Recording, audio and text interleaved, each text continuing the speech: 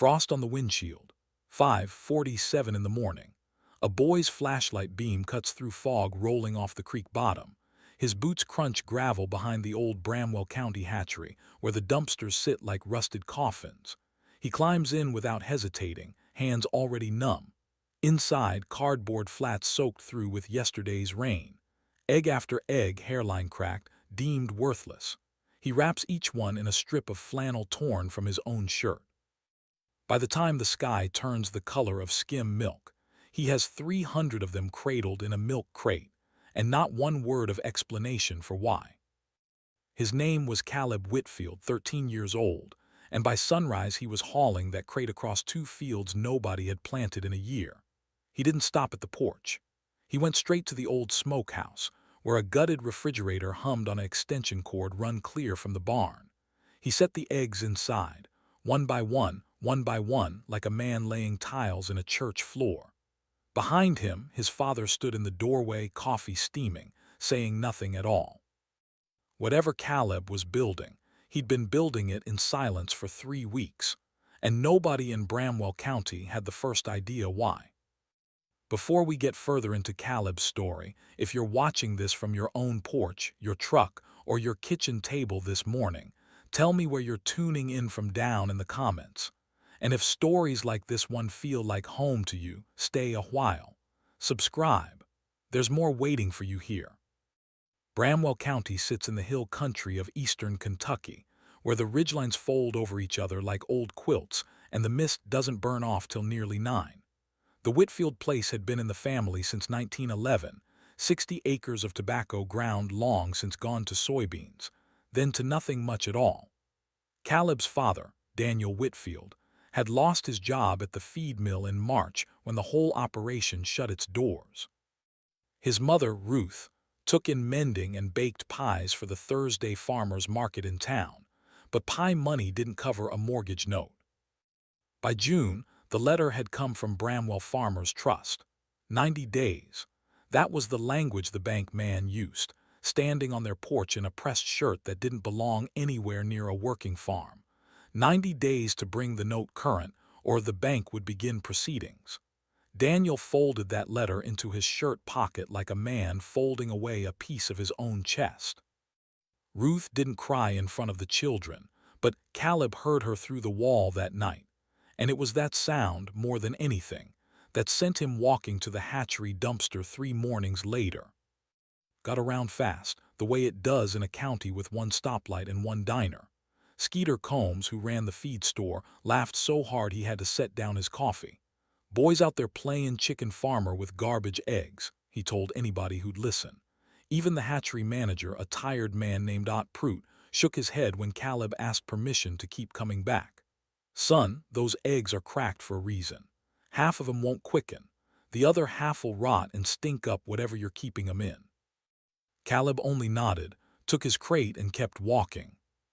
What Caleb hadn't told a soul, not his father, not Ruth, not even his little sister Dovey, was what those eggs actually were. Prout's hatchery didn't just supply regular layers. Tucked in the back under a hand-lettered sign sat the Heritage Program. Dominique hens, Buckeyes, a small clutch of true Marans with eggs the color of dark chocolate. Rare stock, kept for breeders and county fair judges, worth 10 times an ordinary bird. When a storm knocked power out for 6 hours that spring, condensation had hairline cracked half that batch. Insurance called them a loss. Prout called them garbage. Caleb called them a chance. He'd read about it in a library book so worn the spine had given out.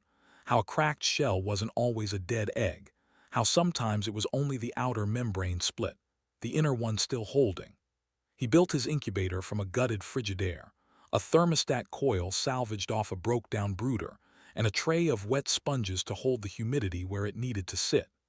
He turned each egg by hand, 4 times a day, marking one side with pencil so he wouldn't lose count. 21 days, the book said. He circled the date on a feed store calendar and told no one why. Skeeter Combs took to calling him the egg boy at the diner counter, and it stuck the way cruel names do in small places.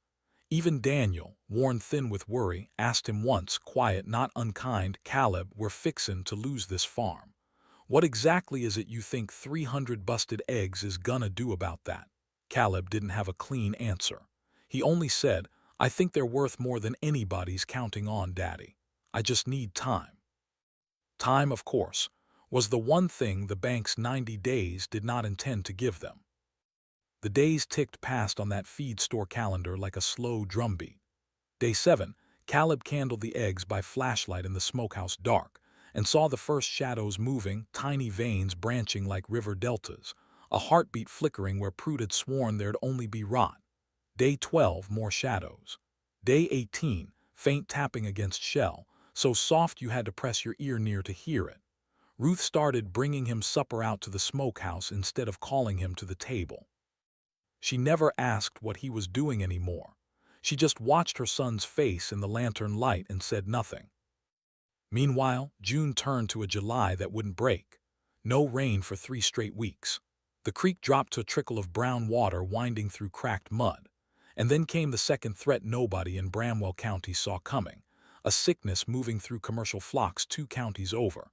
The kind of thing the extension office only called avian influenza in careful, clipped language on the radio. By the last week of July, 3 of the county's largest layer operations had been quarantined and culled. Egg prices at the Bramwell Co-op tripled overnight. And Aunt Prute's own hatchery, the one that had thrown Caleb's eggs away as garbage, reported its first suspected case that same week. The morning the quarantine trucks rolled down Route 9 toward Prute's hatchery, Caleb's incubator marked day 20. That evening the first shell cracked, not a hairline fracture this time, but a true, deliberate break, a small beak working its way free. By midnight the smokehouse rang with peeping, dozens of voices, then 100, then more. Daniel came out at 2 a.m. to check on his son, and found him kneeling on the floor, lantern light gold against 300 yellow bodies stumbling, drying, finding their legs. Ruth stood in the doorway with her hand over her mouth. Nobody in that family said a single word. Word of the hatchery quarantine spread through Bramwell County like grass fire. And with it, a hard fact nobody wanted to say out loud. Nearly every layer flock within 20 miles had either been culled or was locked down under state order. The co-op had no eggs to sell. The diner was serving breakfast without them. And then Skeeter Combs, of all people, drove out to the Whitfield place with his hat in his hands, having heard from Prute's own nephew that the garbage eggs the boy had been hauling off were heritage stock. The last clean flock of Dominiques and Marins left standing in the whole county, untouched by sickness, because they'd never once shared a barn with another bird. By the time the extension agent drove out to inspect the Whitfield smokehouse, word had already reached breeders as far as Lexington. 300 healthy, disease-free heritage chicks, hatched clean, raised in total isolation, that was worth more to a county trying to rebuild its flocks than gold pulled fresh from the ground. Prude himself stood in the yard, hat off, looking at the birds he'd once called worthless rot in a dumpster. Son, he said, voice rough, I believe I owe you an apology and considerably more than that. Breeders began bidding before the birds had even feathered out proper. By September, the Whitfield family had sold breeding pairs and hatching eggs to 9 different counties, at prices that would have sounded like a tall tale 3 months before. Daniel walked into Bramwell Farmers Trust and paid the note current with 2 weeks to spare on the bank's own 90 days. The teller, the same one who delivered that letter, could only shake her head at the ledger in front of her. Skeeter Combs still calls him the egg boy down at the diner, but there's no meanness left in it now, only something closer to respect, worn careful, like a hat a man's grown used to tipping. These days, the Whitfield smokehouse still smells faintly of cedar shavings and warm feed, and Caleb still checks his flock before school and after supper, same as he did when the whole county thought he'd lost his mind. Bramwell's a small place, and it doesn't forget easily the mockery or the miracle.